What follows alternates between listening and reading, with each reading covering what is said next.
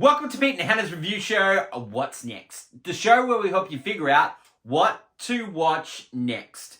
I'm here with my great co-host, Hannah. Hi. On today's show, Hen, we have movie news and we have clickbait. But before we get started, let's tell the lovely viewers what they should do. Boom. They should subscribe to our YouTube channel for more content like this. Yeah. They should leave a like if they liked it. And of course, comment down below what they're watching this weekend. Hit the notification button and you'll get great content like this one. Let's go over to my favourite segment, Hannah and movie news. Welcome back to Movie News. This week, we prepare for a haunting voyage on the Demeter. It contains a stowaway, and this one, well, he likes the taste of blood. It is none other than Dracula himself. And these passengers have no idea the journey they're about to undertake in the movie titled The Last Voyage of the Demeter. This week, strap yourselves in, because we've got Gran Turismo racing into cinemas. And no, not the video game, the movie, based on the actual true story about this kid named Jan who got to be a racer. It stars David Harbour and Orlando Bloom, and could this racing story about an underdog really take top place as my favourite racing movie? I mean, could it really beat Speed Racer? Who knows? Well, that's all the news for this week. Let us know what you're watching down in the comments below. And until next time, bye! Thanks, Hannah. I'm really looking forward to seeing the Rocky of motor racing. Oh my god. Let's go over to clickbait, and it's brought to you by me. Hoo-ha. Hoo-ha! Hannah, Yeah, let's talk about box office. Yep. And should we know what the box office is? Now, Barbie's been really successful, $1.2 billion. Wow. Oppenheimer nearly 600. But let's have a look at Incredible. some of the movies that haven't done so well. And if we didn't know that the box office score, would we consider these movies good? Okay, now Interesting. Elemental, considered a failure, is actually done over $400 million. Really? Yeah, but considered a failure. But if you knew that it made $400 million, would you say yeah? Do you want to be more, we need to be more open with the numbers? Well, I don't think we need to be open with the numbers, but because it got beaten by The Flash the first week, Elemental was considered a failure. But Flash has only made... It didn't have its long... Flash has only made $260, and it's already on digital. You can't even see it anywhere, The Flash, now. Yeah. Now, look at Mission Impossible's Dead Reckoning Part 1, Mission Impossible 7. Now, it had a really good first week, but then it got overrun by Barbie and Oppenheimer. True. But is it a failure? It's made nearly $500 million. Now, Yeah, that's good money. Mission Impossible movies have made $600 and $700 million, so it's not that far away from that. Yeah. But if you know how much it costs Mission Impossible to make, you would consider Mission Impossible Dead Reckoning Part 1 a failure. Because it cost over $300 million to make. Yeah. So it needed $600 million to break even. Yeah. So if the fact that we know the box office and the fact that we know how much things cost, it clouds our judgment on what a movie is good or not. You know? Because should we be looking at the numbers? So we think Oppenheimer is good, right? But it's also informed of the fact that it only cost $100 million to make, and it's made $600 million.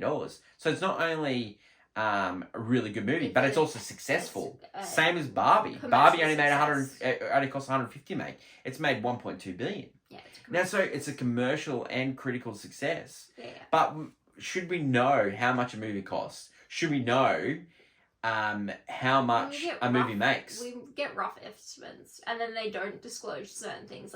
Yeah. Sometimes promotion they never tell you the exact moment, because apparently Barbie's promotional was more expensive than the movie was to make. Yeah. So that's incredibly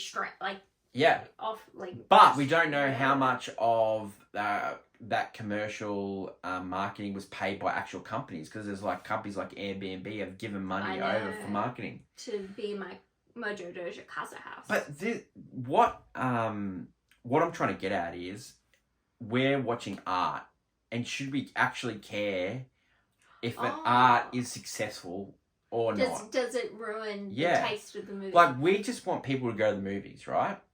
And we just want people to enjoy movies how the filmmaker wanted it. And knowing these figures, and then, like, you know, a lot of people on, and it's not something that we normally do, we talk about, like, oh, this movie's successful because it made 1.2 billion. But there's a lot of people on there going, oh, yeah, it's 1.2 billion, blah, blah, blah, it's 600 million, it's Guardians of the Galaxy 3 made 800 million. Like, Guardians of the Galaxy 3, like, it's just a good movie. Yeah. And it didn't make as much money as the first one, but it made more money than the second one. Is it successful?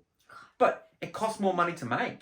But the fact that we know all these things, you know, I didn't need to tell you, I didn't need to know that Ant-Man cost 300 million to make and that it didn't make its money back to say that it was a bad movie. I didn't need to know that. I already knew it when I saw it. But I also didn't need to know that Barbie cost, you know, 150 in to make it, 150 in marketing, and 1.2 billion, so it's a successful movie. Because I know it's a successful movie. Then numbers shouldn't matter to me. It shouldn't dictate. I really don't think. And we're, like, you know, you probably would know these figures because of all these companies are publicly listed on stock exchange, so you know these figures. But I just don't think it should be, at the end of the weekend, you know, oh, this movie is an absolute abject failure. Like, movies used to get a chance to, like, have long runs, you know? Like, I know we can't have those days, but Back to the Future was in cinemas for over a year. Oh my god, that's a good movie. You know, and it was #1 for all these weeks, you know? So I just think, you know, movies should be given time and find their feet. And, you know, people see reviews like ours and like other great reviewers and go, oh, yeah, well, I'm going to give that one a go, you know? So, and not be dictated. Like, everyone read, you know, that Flash was okay, but then it failed at the box office. I'm not going to see that failure. Yeah, because they hear about the numbers and they hear people go reporting on the numbers. I've never,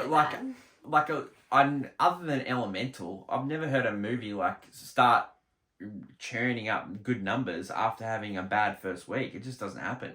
Yeah. Probably the last movie that really struggled the first week and then end up making a lot of money was The Greatest Showman.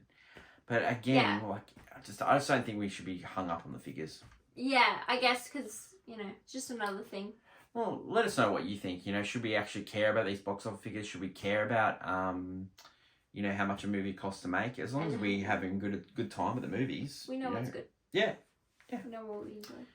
That is it for today's show. Mm-hmm. Let's figure out what we're going to watch for us. So what's next for us is Gran Turismo. In cinemas in Australia this week. And what else are we going to watch? We're going to watch Demeter. Demeter, yeah. It's The Voyage of Demeter. Yeah, it's a Dracula movie. Yes. It's about a vampire. That's what's next for us. Don't forget, we've got a live stream this Sunday, 11 a.m. Australian Eastern Standard Daylight Time. It's Australian Eastern Standard Time. Yeah. And that will be Saturday night in the US. And check your local listings, as they say. Anything, Anna, do you have anything else to add on our great show? I'm excited to see the Rocky of car movies. Are you? Yeah. Are you really? You know what I've noticed? I like car movies. Wow. I like racing movies. Not car movies, racing movies. I'm a fan of the Herbie, of course, but I like just car. Wow. That is huge from you. Yeah, it's a strange thing. Thank you to Hannah. Thanks everyone for watching. Don't forget to like, follow, and subscribe to our channels. We've got great content coming up all the time. Until next week, when we try to figure out what to watch next, it's bye for now.